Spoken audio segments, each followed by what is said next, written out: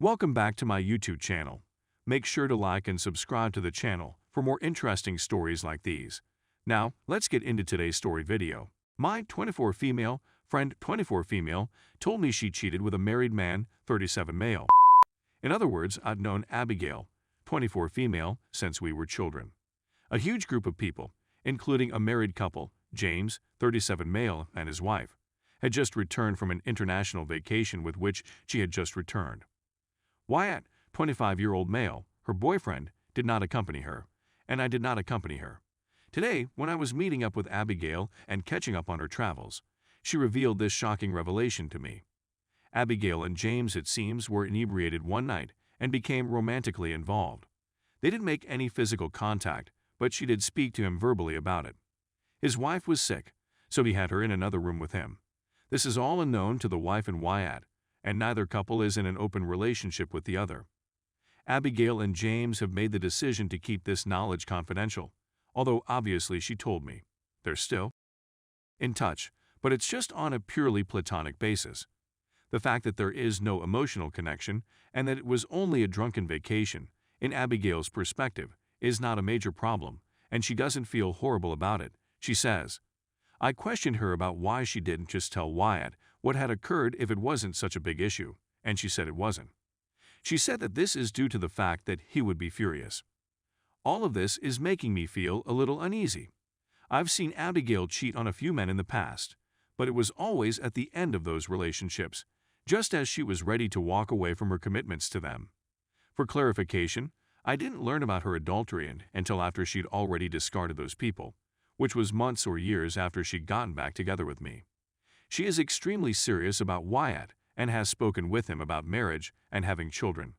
They have been dating for approximately 2 years and have been living together since then. In addition, even if Wyatt isn't my cup of tea, I think he's a little obnoxious. He's been good to Abigail, has a steady, well-paying job, and is our same age as we are. What was her motivation for cheating on him with an older married man? Knowing nothing about James or his wife, I'm unsure whether to keep quiet or speak up to Wyatt about his behavior.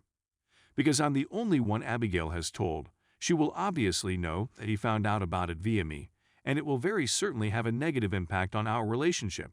Besides, I don't much like for Wyatt. He's not nasty or aggressive. He's just an arrogant know-it-all, and I don't particularly want to be involved in any drama with him. In any case, if she's planning on marrying this guy, don't I owe it to her to tell him the whole truth? What should I do in this situation? Several people encouraged me to contact Wyatt after my last post, while a few others advised me to mind my own business and stay out of the situation. So I confronted Abigail one more time, telling her that she needed to accept responsibility and confess to Wyatt, or else I would alert him of her conduct. Wyatt, on the other hand, found out before we ever got together to have that conversation. At least one other woman grew enraged when James began cheating on his wife with her, and she emailed the wife photographic proof of his affair. James' wife became frightened and forced him to allow her to go through his phone. As a result, when the wife found out about Abigail, all hell broke out.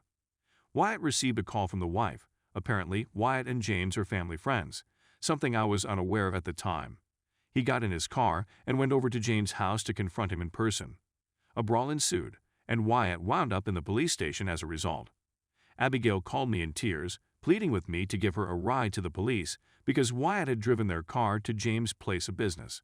I had no clue what was going on at this point, so I consented and we went down to the location, where I discovered the full tale. I was so fed up with their foolishness that I just dropped Abigail down and left without saying a single word. Wyatt now has a court date scheduled for a few weeks from now. James and his wife are most likely going to obtain a divorce. I'm not sure whether Abigail and Wyatt will continue together, but I'm trying not to become too engaged in their relationship right now. I feel terrible for her, and we've been friends for over 15 years, but I also think she is to blame for what has happened. Story 2. Cheated on and undisgusted. I'm so exhausted as a result of this toxic connection with what I discovered to be a true narcissist. It's been over a month since I discovered my boyfriend, now ex, was cheating on me. We were almost living together. Where he remained, I had most of everything.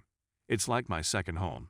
I was cleaning his room about 2 months ago while he was at work, thinking, It would be wonderful for him to come home to a clean room, clean linens, and clean things. When I went to get the trash can, there was a large box inside from a Valentine's Day present I'd given him, so I took it out to break it down for less bulk. When I opened the package, there was a pack of 3 condoms inside. My stomach fell and I became ill. At that moment, I felt justified in searching through the garbage and the bathroom trash, but I discovered no wrappers or anything else.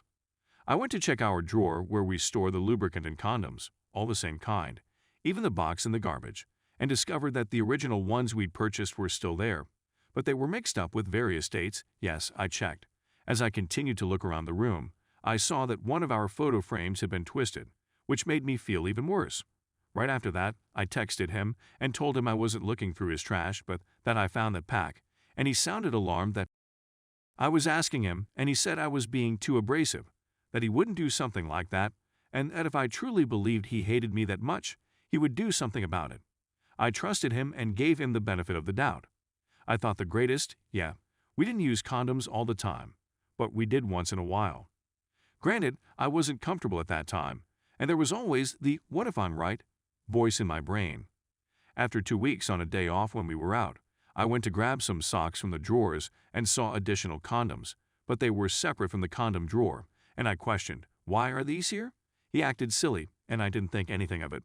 But by then I'd already kept track of all the original ones I discovered and went about my day as if it didn't concern me, because it didn't, and I was honestly waiting to confront him about it at a more opportune moment. I was certainly off the remainder of the day, because when he asked what was wrong as I continued to space out that day, my only response was nothing. The day seemed better and so good, and eventually I saw him where he was staying on a day he was off late, and I walked to the room, got myself comfortable, and noticed that our frame and photographs that were on top of my drawer were gone. When I looked into my drawers, there they were. I left them in there since I planned to inquire about them later. I checked the condo drawer, and there was certainly one missing. I was still giving him the benefit of the doubt. Maybe he keeps it in his wallet for car, or who knows what at that time. He came home, sat on the bed with me, and I was groggy and uninterested in seeing him. He asked what I was looking at, and I told him that I was looking at the fact that our picture frame was gone, and he promptly got up and proceeded to take it out of the drawer with the pretext that he was cleaning that day, which I knew was nonsense. The next day, he completed the majority of his purchases, which was also a red signal at this point, and he even handed me his wallet, which didn't have a condom in it. Later that night, after unwinding from dinner, we got into another disagreement, which had been happening virtually every week for the last 2 months. The debates were on trivial matters, if not outright stupidities. Then we fell asleep, and that missing condom never left my mind. I recall him telling me the first time I contacted him about it, if I were doing anything like this, I'd put it in the garbage outside. He said it jokingly, but it stayed with me like glue. Could this person I fell in love with truly go to this extreme? I wondered. I brought the garbage from that night's takeout all the way outside to the trash outside as I questioned myself that and recalled his joke. I peered inside before tossing it in, and there it was, the condom wrapper. My stomach fell once again, and this time I couldn't keep silent. I returned inside. It was about 3 a.m., and I roused him up and begged him to explain. He had no words, no apologies, no, "Yeah, it was me. Just I have no clue what you're talking about. I don't count the condoms. The garbage is in an alleyway. Many people leave rubbish outdoors there," and I was so outraged and enraged that he couldn't face the reality. I wasn't even sobbing because I was so unhappy. There was no regret or understanding of reality. Even though the remainder of the talk was about taking a break, and that what I was saying were serious charges, he never once mentioned accepting responsibility. The following day, I went to get my stuff while he wasn't home, and then went back for my remaining items and plants when he was there, and he couldn't even look at me. He gave me his back and sulked in whatever he was feeling, lying in bed like the slond he is. I discovered that the female with whom he cheated on me was with whom we had a last summer. She texted me and apologized for everything. I never responded to her, and I know she's uncomfortable for a variety of reasons, simply being near me. My ex-boyfriend has yet to accept responsibility, and he is still in contact with me. I'm only remaining in touch for the time being because he has a few items he's attempting to get back to me, but he expects me to talk things out. I don't have anything more to say. I simply want my belongings back. Remember, we're all colleagues. Everything is just so messed up.